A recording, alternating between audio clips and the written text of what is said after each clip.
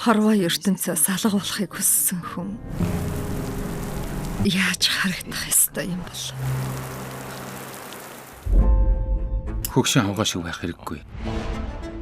Миний хань гоё харагдаж байна шүү. Өөрөө надад бүх зүйлийг хэлэх боломж олгоод яваад өгсөн. Мөнгө өрмөр байгаа юм бол тойруулахгүй зүгээр л хэлж байл та. Хүн яаж юм бэ чаддаг байна. Чамтай уулзахыг ямар их хүссэн гэж. Энэ мөнгийг шуналтай хөгшин өвгнөөс аваад хэрэг болоод байгаа хүнд нь өгч байгаа л хэрэг. Надтай уулзахыг тэгж их хүссэн гэж юу?